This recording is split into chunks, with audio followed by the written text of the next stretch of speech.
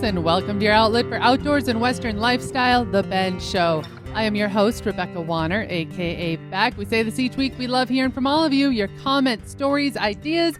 Get a hold of us anytime. Call or text 305-900-2363. Again, that's 305-900-2363. Or you can always email benradioshow@gmail.com. Ride along, as always, is my producer and co-host, Jeff Tigger Erhardt. Now, are you ready for this, folks? Don't forget, Sunday at midnight. Yes, March 8th, we spring ahead. I think that is a dumb thing to do. You are not a fan of daylight savings time. I am not a fan at all, because I like how it is now that earlier in the morning the sun is coming up. I don't like the fact that now it's going to be later and the sun is just coming up. I like to get up early in the morning and the sun is up and the birds are chirping and the bunnies are frolicking. But do you have that right, though? If we're going ahead an hour. You spring forward, yeah. Yeah, okay. So what was 7 o'clock in the morning is now going to be 8 o'clock in the morning. Okay. I'm just trying to get my head around which way it goes. Keep it one way and just stay with it. I am with you, too. I would prefer, the state we live in does recognize daylight savings time, and I would really like it if we would all just stay on the same time. And then we also live in a state that has 2 time zones, exactly. Which is, to me, unbelievably annoying. And it's not like our state follows a direct line. You get to actually vote by county, which is that time how zone it is? you're going to be in. Yes, That's dumb. Yeah, so it used to be divided by the Missouri River, and now it's by county you get to decide. So it gets even more confusing. Now, what is even more confusing is when we travel someplace, it only makes sense that because your phone and your watch updates to the time zone that you're in, you don't go by that at all, which to me is extremely confusing, where if we are in a place for a few days in dealing with those local times, why wouldn't you reference that? You're like, oh, no, I do the math in my head. It is. I just do the math. Makes For example, no sense. We go to Vegas. I'm not going to change my watch back 2 hours. I'm just going to do the math in my head. It automatically does. Your phone updates to the local time. So then why would you change when you're telling somebody when you're going to meet for dinner or a meeting or something like that, and it's based on the time zone that you came from? Okay, hold on. Just to not confuse everybody, I keep my phone, because we live so close to a border of, like I said, it's by county, which time zone you're going to be in. I keep my phone set on the time zone our house is located in at all times, because I can go +1 or -1 on what time it is, right? When I go to travel, when I go and say, let's meet for supper in Vegas, knowing it's 2 hours behind my normal time zone, I give the normal Vegas time out. I just did the math. I kept everybody on the same page, okay? So it only affects you, Tigger, when you grab my phone and then you look at it and you get all mixed up. That makes no sense. I guarantee everybody is shaking their head and saying, Beck, you're making this way harder than it needs to be. For those of you, though, like Tigger saying, what's the deal with daylight savings time? Yes, the idea, the concept is that instead of having light early in the morning, you get you get more light in the evening. That's dumb, too. You get an extra hour at night. This show is full of everything dumb, Beck. Hey, Come on. I like the idea those have to work in the office and they get home and they get an extra hour of light. It's only a pain, though, when it's still light out at 10 o'clock at night. That's when I'm going, it's a little too late. I know that this comes up on the ballot for every state every year. There is a debate of should we just stay on that time zone. Okay, this was kind of neat, though, for me to read. A local meteorologist where we're at had put together how much daylight we're going to gain in the month of March. So those of you that are feeling vitamin D withdrawals, this should hopefully help you out. If you're in the northern states, we're talking Washington, Montana, North Dakota, Minnesota, cutting all the way across over to Maine, you're going to see 100 more minutes of daylight. Think about that, 100 more minutes of daylight in just 1 month. As you go down the country and you get down to the southern side, say you're in the middle of Texas through Louisiana, Mississippi, Alabama, Georgia, you're going to see right around 60 minutes and a whole hour more of daylight in this next month. So I think we're all going to be soaking it up and having spring fever for sure. Now, for those of you planning a big game expedition here in the U.S., your application deadlines are fast approaching. I'm bringing this up so you don't miss out. These deadlines are different, by the way, for every state, and each state has their own set of rules for resident versus non-resident hunting, and it's highly recommended to always visit the state game and fish websites issuing these licenses, as rules may be modified from year to year. Few examples for you in the big game categories. March 18th, for example, New Mexico. That's the deadline for bighorn sheep, elk, deer, and antelope. April 1st for Montana if you're wanting to go elk or deer hunting. April 7th for Colorado. April 23rd for Utah. So again, beware that you may have already missed the boat on big game deadlines. And remember to always, when organizing a big game trip, it is so important to become familiar with that state's rules and regulations during the initial planning phase. Typically, months in advance of application deadlines is what I'm going to tell you right now. So if you had a choice that you could go anywhere, and I know what you're going to say, but you could hunt anything. In the United States? Yep, in the United States, in the lower 48. Mm-hmm. What would you pick and where would you pick to harvest said game? I have this on my bucket list, and that is I would love to go to New Gator Mexico. Hunting. Oh, I want to go gator hunting. We still didn't get that done. Okay, New Mexico. I want to go New Mexico, and I want to go after elk. That's what I would like to do. You want to go after elk in New Mexico? Why? Yes. Okay, why wouldn't you? Is it because you've gone elk hunting in Montana and you're like, okay, I'd just like to go elk hunting in a different area, different terrain? That is why. And because also so often people think of New Mexico not as a destination to go big game hunting. New Mexico is gorgeous. Exactly. New Mexico is beautiful. That's why I want to go there. So why would you pick elk hunting over, I would think if you're going to go to New Mexico, you're going to go after bear. So why would you pick elk over bear? I'm just curious. I think the other reason, well, let me put this, I would want to go elk or bighorn sheep. Let me put it that way. I'm very much wanting to go after a bighorn. Well, who isn't wanting to go after a bighorn sheep? But for me, it comes down to after harvesting, have you ever had bear? I have. And that's okay. So you have to have somebody that knows how to prepare exotic game. Yes. And I don't. That's the reason why I wouldn't be going after bear is because of the taste, flavor. It's so hard to cook. Now, don't get me wrong. Do I want to go bear hunting? He does want to go bear hunting at some point. I think it would be awesome. I think it would be awesome. Nothing against going elk hunting, but I think bear hunting would be awesome. Hold on, Mr. Prepper here, because everyone should see Tigger. When I get ready to go on an elk hunt, he literally pulls out my gear before I get it pulled out, goes through everything. Mm-hmm. So are you saying right now on air that you give me the thumbs up to go bear hunting when you're usually trying to keep me safe from getting eaten from a bear? If you... He doesn't know how to answer. Look at his face is turning red. I wish you could all see this. I'm going to say if you allow me to pack your gear and you pay attention. I always do. Exactly. That you allow me to pack the gear and go through it, then yes, I would say if you had the opportunity, of course, I would encourage you, go. Go do it, enjoy, and have the time of your life, kid. You have to be honest too, though. When we prepare for even me going elk hunting, because where I go is in grizzly country, essentially big time grizzly, hunt grizzly, whatever you want to call it. The habitat for grizzlies. There we go. I could not find my word. And she's going to go bear hunting. But we actually take the time and go and practice. For example, you think about you've maybe used a handgun a lot in your life, but have you ever used it in that type of a situation? Have you ever actually shot a 10 millimeter that you need to have on your side for a bear? I mean, that thing's got a little buck to it. Exactly, where we always carve out before I head out. We carve out not just one evening, it's actually quite a few different trial runs of quick draw, of just different scenarios. And your crew is very good about, even though you're not seasoned bear hunters, you know that you're in bear country, you have to be respectful of the area.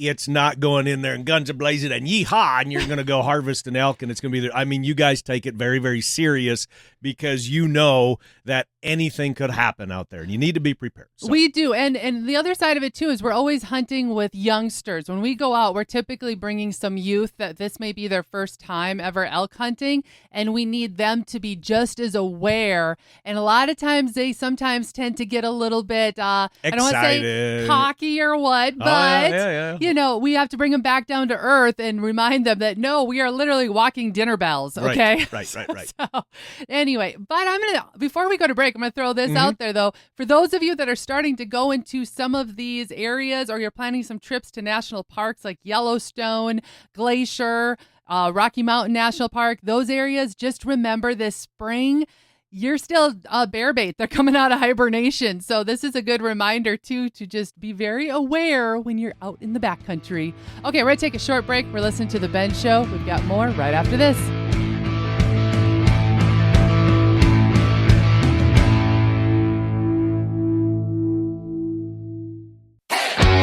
Crew, this is Jeff Tigger Erhardt. Check this out coming in 2026. RanchChannel.com proudly launches the Sales Series, your inside track to the world of livestock and ranching excellence. From elite bulls, heifers, and horses to the land and equipment, products, and programs shaping the future of agriculture, we bring you the stories behind the operations, the vision behind the genetics, and the focus that can elevate your herd. Whether you're building, expanding, or fine-tuning your ranch, dive deeper into the innovations and livestock programs changing the game. The Sales Series, only on RanchChannel.com, where smart ranching starts.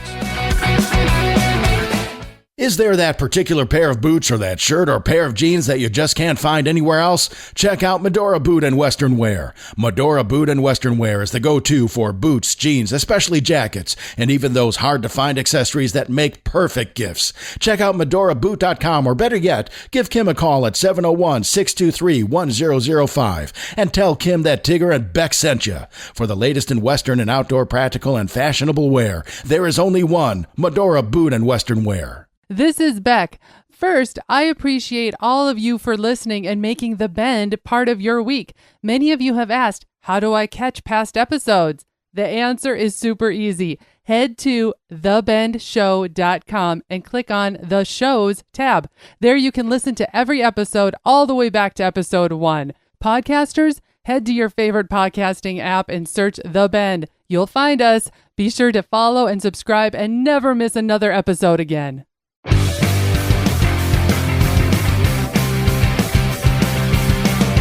Welcome back to The Ben Show, your outlet for outdoors and Western lifestyle. I'm your host, Rebecca Wanner, a.k.a. Beck, and Ride Along Shotgun, my co-host, Jeff Tigger Erhardt. Now, this next topic has become a hot one, at least in our area, and my understanding, it can be a hot one across the country. So we want your thoughts on this. I'm telling you right now up front. Here we go. This is the topic. The legality of driving ATVs, UTVs, and off-road motorcycles in road ditches is, as I mentioned, often considered highly controversial and varies drastically by local, county, and state jurisdictions. Generally, these vehicles are banned from paved roads, but some areas allow ditch riding, while others strictly prohibit it due to safety risks, property damage, noise, and environmental destruction. Now, this has become a heated topic in a neighboring county of ours where county commissioners are determining if OHVs, including ATVs, UTVs, and dirt bikes, should be banned or under strict regulations from riding county road ditches. Some of the key points of the controversy include safety concerns. They're saying off-road vehicles lack safety features, creating risks for rollovers, losing control, or even collisions with cars. It has been argued that OHVs are designed for off-road traction and have a high center of gravity, making them prone to deadly rollovers. In other areas, property environmental damage has been brought up. They're talking about riding in ditches can destroy landscaping, cause significant destruction of property, including ruts and soil erosion, damage to public infrastructure, and cause noise complaints. Now, this is what's interesting, and I know some people are saying, what? Well, where we're at, and a big wide open area, it's that controversy of, well, who owns the road ditches? For example, in our county, the adjacent property owner has the right to the road ditch. So if you were going to cut the hay or whatever you were going to do in that situation, and counties are different in different areas. So this has become a very, very debated topic in our area. And people, I mean, it is split right down the middle where people believe very strongly this is my property. I have the right to it, where others are saying this does not belong to the property, owner. It belongs to the public, and we should be able to have access to it. And the reason why they feel it belongs to the public is because they're looking at their public, they're looking at their their state taxes that they're paying that pay for the public roads. Yep. They're looking at eminent domain, all of those different areas. And a lot of folks move out of the city, urban, to get a little further out in the country just so that they can have a couple acres and drive their ATVs and UTVs in the ditches. Activity, and right. they're saying, wait a second, that's the reason why I moved out of town is so I can do this. But again, it comes back to a little bit of who owns those ditches. And we looked into it, and now it gets, I mean, when you talk about like even throw hunting rights at it, we looked into ours and, okay, it gets a little complicated of, are the two lands on either side of a road? Can you actually hunt in the road ditch? I mean, it gets a little complicated. So when you mentioned earlier about how some of the property landowners, when it comes to those in agricultural use, I thought this was interesting. I pulled up North Dakota Century Code, for example, okay? And their Century Code is 63-0501, in case you want to look it up yourself. There they state that landowners or operators along county and township highways are required to cut weeds and grasses. It is the duty of landowners or operators with land adjoining regularly traveled county and township highways as designated by the Township Board of Supervisors in organized townships, the Board of County Commissioners in these unorganized townships, and the Board of County Commissioners in the case of county highways, to cut all weeds and grasses along the regularly traveled highways adjoining their lands, including weeds and grasses growing within the public right-of-way bordering the highways and their lands. The cutting shall be completed no later than September 15th or October 1st as prescribed by the Board of County Commissioners. The Board of County Commissioners may also, if necessary, require an additional cutting to be completed by August 1st. I read the entire paragraph in case you want to go fact check me and look this up on how this state has it written. But that comes back to where I can see landowners saying, hold on, it's fine if you want to drive up and down the ditches, but you're ripping them up and you're causing ruts. Now I'm required by law to mow them, hay them, do weed control. And they're fighting back saying, wait a second, we're sitting here with damages that nobody's going to compensate us for, if that makes sense. So we were following this one in some Facebook groups locally, and this one was blowing up. I mean, and especially now that it's getting so darn nice out and we all got spring fever, and we all want to get the four-wheelers out and the side-by-sides. I get it. I totally get it. But this thing is really blowing up locally. Well, and what's been interesting reading the comments is I've heard some people saying, everyone's up for, they want less government, right? They're going, no, we don't want more government telling us what we can do. Other people are joining on in their dealerships, local businesses, service shops saying, wait a second, you could impede in our business of how many of these UTVs, ATVs we get sold that because makes people sense. are buying them to ride them in the ditches. I see that. Other comments I saw was, are we, with a ban, deterring youth from going in the outdoors? Because sometimes folks have said, well, this is one of the escape. I can actually get the kids to get out of the house if they're told they can go ride their four-wheeler up and down the ditches. And then the other side of it is some folks, I saw this from real estate agents actually posting saying, don't have a ban because they're worried it might hurt property values because people are wanting a couple acres out in the country. And again, the mindset of being able to drive wherever with their UTVs, ATVs. I have a solution to this. So whatever that ordinance is, and in the neighboring county, this is being up debate. They're trying to change some things. I get it. But whatever that ordinance is, so let's say like in our county where you and I are the landowners, we have the responsibility and we have the right to be able to use that ditch, right? Yes. That's what we have. Yes. So that is in our county. Now, if someone, just like asking permission to hunt on your land, even though it's electronically posted and publicly posted, with a sign, go up to that landowner and maybe ask them, this is what we're doing. We would love to be able to, the kids, to be able to have a great Sunday afternoon riding four-wheelers or something like that. That's my solution, is get to know some of these landowners. You never know. They might say, oh, how about come back here, in this area. That's actually a great suggestion, because I saw that come up in a lot of comments too, where folks were saying, but this is how my kids, grandpa and grandma bought a place just a few miles down, and this way they can kind of go in between the two properties. Well, anyway, this is our discussion. We'd love to hear your thoughts on it. Send us a text or give us a call at 305-900-2363. Again, 305-900-2363. Or you can email bendradioshow@gmail.com. We're taking a short break. We'll be back right after this with more of The Ben Show.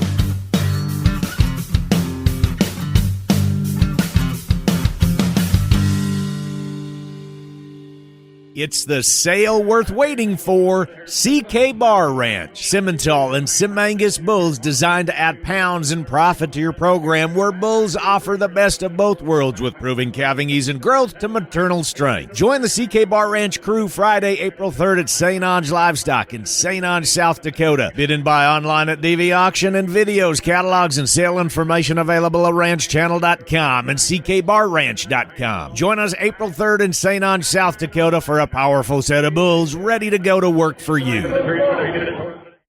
You've waited, dreamt of a hunting adventure, and now have harvested that trophy of a lifetime. Keep the memory alive with a custom-designed mount, preserved as a work of art. Check out our approved taxidermist depending on your location.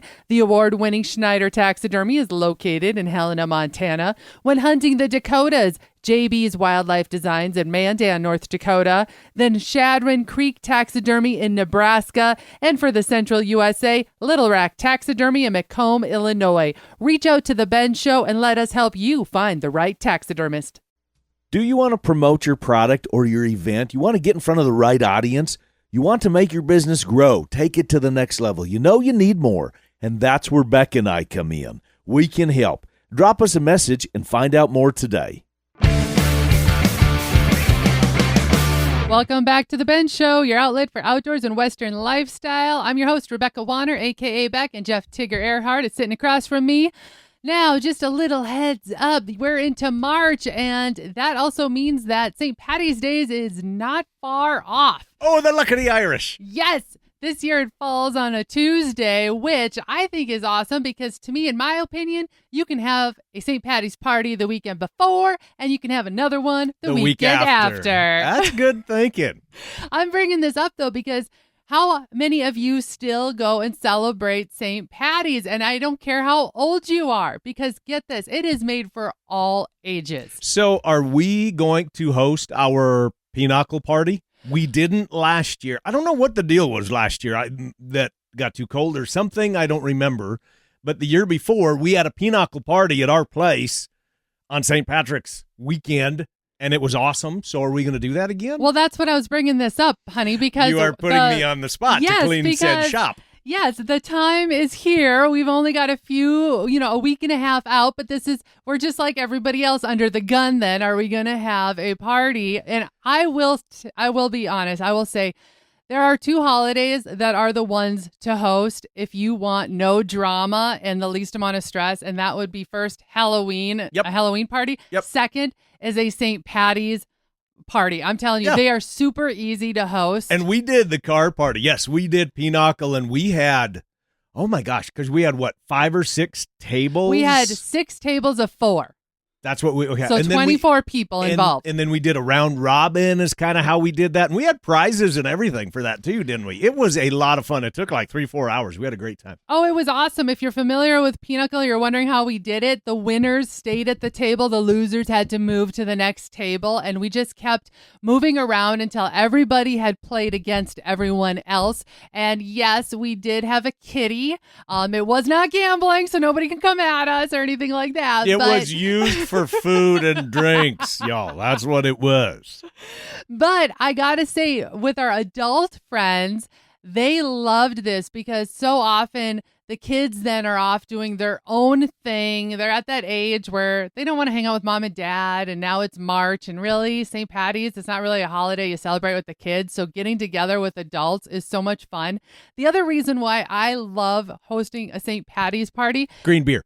Yes. Are you serious? You can add, did you know? Well, you're not a beer drinker. I'm not a beer drinker. The other year, you didn't drink any of it that I had. No, Yeah. I'm not a beer drinker. It's just, I had enough of it when I was younger in my college days in the keg form. I'll be honest with y'all. I mean, I know that doesn't surprise anybody, but I am not a beer drinker at all. Okay, but because he wasn't one, I'd already planned ahead and had made Jell-O shots. Some of you are shaking your head. Oh my gosh, who even has Jell-O shots anymore? I had Irish whiskey too. Yes, you did. I was celebrating because you're what, a quarter Irish? I am a quarter Irish. I have zero Irish blood in me. I am full blood German all the way back, but I am looking forward to celebrating my Irish friends. Well, thank you. I'm glad you are too. So there you have it. We're just really suggesting, think about might be your last time to get together until graduation or a wedding happens. Great idea, Beck. Great idea. So I need to put together the list and get it emailed out. And on that note, we're going to call this show wrapped for this week, folks. Remember to keep sending us in any questions you might have or thoughts on any hot topics we share with you. We always love hearing from you right from the field. You can call or text anytime, 305-900-2363. Again, that's 305-900-2363. Or you can always email bendradioshow@gmail.com. And if you missed part of this show or want to hear past episodes, you can find them all on the website, thebendshow.com. And finally, a big thanks to all of you listeners out there that came along. And whether you're coming or going today, stay with us as we ranch it up. And remember to keep up with me, Beck, all week long by following The Bend on Facebook and on Instagram at The Bend Show. This is Rebecca Wanner. Catch Beck if you can next week on The Bend.